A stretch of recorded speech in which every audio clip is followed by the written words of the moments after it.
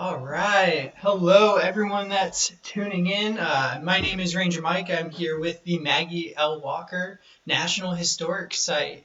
And today, for our live program, I'm going to be talking about the former facts of Mrs. Walker. And that might not be totally clear as to what that means. Former facts. What do you mean by that? Well, what I mean by that is things that we used to believe about Maggie Walker, facts that you would be able to say about her, that through research, through time, and Ranger's work here, we've now learned that those aren't necessarily true anymore. Uh, and that's happened a few times. But before I really get into that, I actually want to go back. I've worked at this site for about 5 months now. And my first occurrence with one of these former facts occurred before I even started working at this site. I applied for this position. I got an interview and I said, I need to do some good research to learn all I can about who this person was. And so I started reading some web pages. I couldn't find too many books where I was living at the time, but was reading what I could online and got into the interview. And one of the first questions that I was asked was, oh, so what do you know about Maggie Walker? And if I think about some person, someone, I'll usually start with, oh, well, they were born in this year. And I said, yeah, she was born in 1867. And then I went into a couple other things about the things that she did, running a bank, running the St. Luke organization. And after I got finished, I was like, yeah, I learned a lot. I read a lot, was really prepared to learn about her. Because beforehand, I didn't know all of that much. And after I finished that question, the person that was interviewing came to me and said, actually, she wasn't born in 1867. And I was like, what?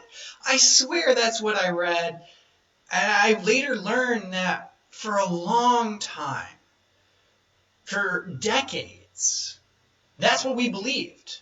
And that's what Mrs. Walker even said her birthday to be was 1867, July 15th. But as we did more research, we eventually found out that, that might not actually be true. Even though that's what she says, even though that's what is on her birth certificate, or her gravestone, rather. I'm going to actually pull that up for us to see here in just a moment. Here is actually going to be her gravestone that you can see. It says 1867. How could you say that that's not true? Well, what we've done is gone back and said, well, what evidence do we have to support 1867? Yeah, that's what she said. We don't have too many reasons to doubt that. But as we looked deeper, as we checked our sources and other sources that said 1867, we started to see that it all started to look a little thin. And as we did more research, we found, oh, actually, this says that she was 8 years old when she opened a bank account with the Freedmen's Bank. And that happened in 1872. If she was 8 years old in 1872, she would have had to have been born in 1864. And so that's one of the ways that we're saying, well, wait, this doesn't line up. But that's just one against one. But we kept doing more research. We said, there's a discrepancy here. There's something more that we need to learn to understand, what this year has to do. Why would she say 1867 if that seems to not match up? At other times, she said she was 4 years old when her mother got married. Well, her mother got married in 1868. So again, that doesn't quite line up. And looking at her marriage certificate, so she would have been 22 when she got married, which also lines up with 1864.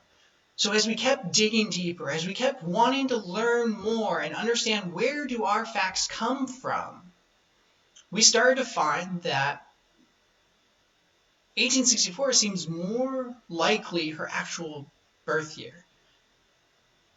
And so that's what we've started to say is, yeah, actually, for a long time we did believe that. And we even have the gravestone that says 1867.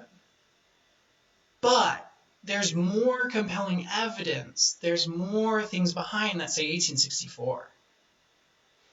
And that's a really difficult decision to make, to say, when do you stop? How much evidence is enough to say, okay, we have this, that, and the other that says 1864. Now we need to change what we're saying. We need to educate people, re-educate people.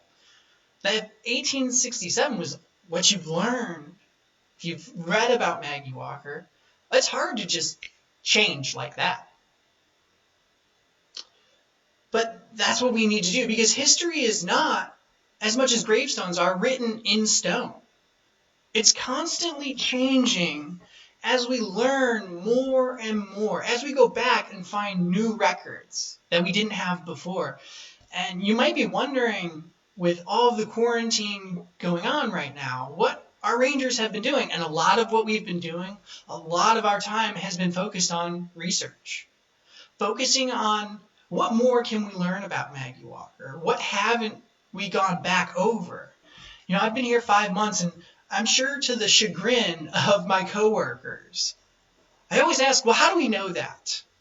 Why do we know that? Because my first instance of learning something about Maggie Walker and later finding out it's not true kind of put me on edge of how do we know these things about her? Another one of those instances is probably the second or the most known fact about her that I've heard multiple times from kids, adults, a lot of people, a lot of newspapers in her time even would say she was the first woman bank president in the United States. And again, for decades, that was what was written. But again, going into the history, reading old news articles, which one of our rangers did pretty extensively to see, were there other women bank presidents that maybe followed Maggie Walker? They could have preceded her.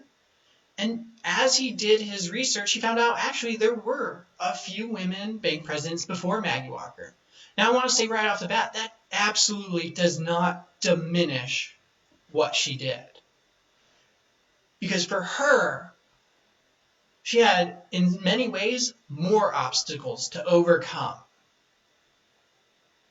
And so, even though she might not be the first woman bank president in the United States, that accomplishment is still amazing. For her to have achieved that, living in Jim Crow, Virginia, in the former capital of the Confederacy, she's opening a bank, fighting against segregation, having more obstacles to overcome, and successfully leading that bank. Of the other banks that Ranger looked at, I went and looked at a few of them as well, and not very many of them survived as long as the St. Luke Penny Saving and then the Consolidated Bank did. That was at one point the longest run black-owned bank in the United States. And that's because of her leadership, that she was able to build it up.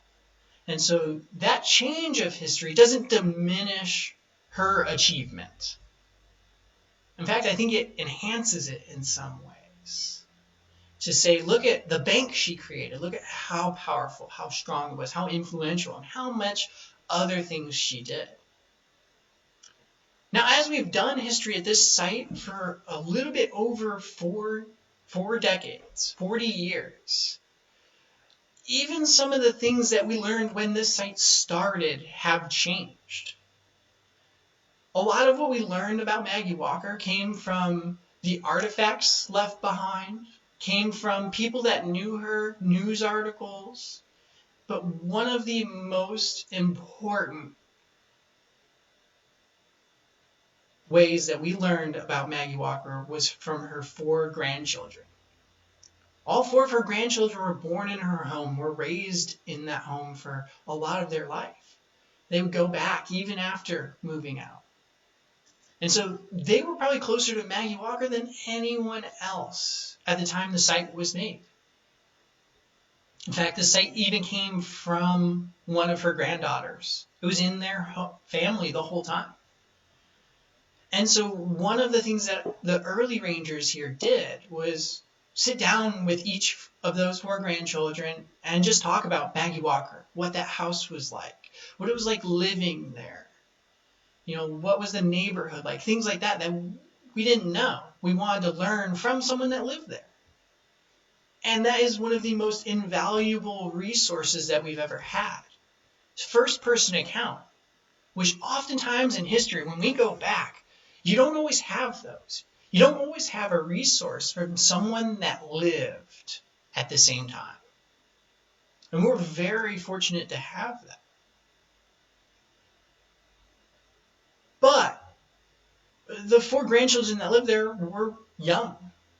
I mean, if I went back and I had to tell you about my grandmother and things that were in her house and where they were and people that came over, I probably wouldn't remember. And I'm only about 20 years removed from being a little kid in my grandmother's home, spending time there. She lived just down the street, just across town.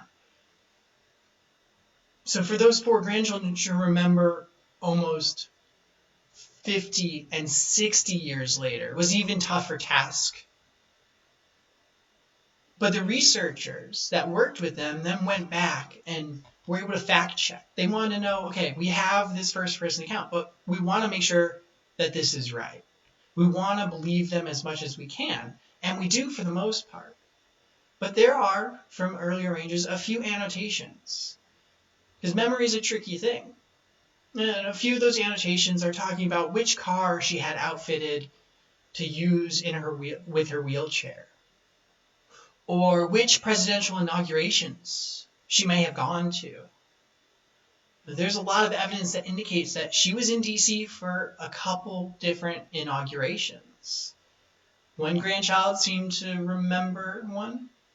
Another grandchild said, oh yeah, we were going to go to the Franklin Roosevelt inauguration, but we weren't able to. But then, one of those annotations specifically says she was there. She went to the Franklin Roosevelt inauguration. That was about 40 years ago that annotation was made. But today, we don't say that, because the evidence seems to actually point again that she didn't go. Again, pointing to that grandchild, her oldest granddaughter, that said, no, actually, they weren't able to go. And it's really interesting how history has changed over the time of looking at the evidence and saying, this is what the evidence best points to right now, as we understand it. And then revisiting that. You can't just say, that's the fact, that's it. We want to keep revisiting those things. We want to keep learning about them, going back and saying, why do we believe that? It's like playing the game telephone, but it just stays the same instead of changing. You need to go back to the source. Go back and see if you can find another source. If you've ever done history yourself, if you've ever done anything about your family and their history, I'm sure things like Find a Grave is helpful, or news articles or things like that. But then you need to go even deeper. Try and find that next piece. And I really like that about the history at our site, is that we often think of history again as set in stone, as unchanging. But it's not.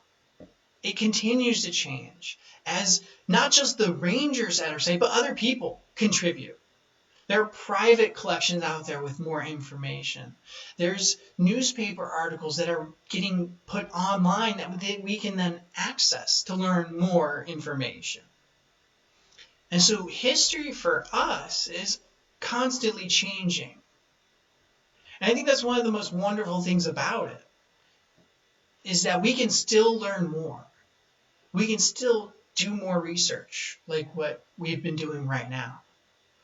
We can still learn new things about Maggie Walker, even though we're coming close to about 90 years since she passed away. We still get to learn more about her. We still get to look at her life and say, can we fill in this gap? What was she doing that day? Can we find anything else that says whether she was here or not? And I like that history for us is constantly changing today.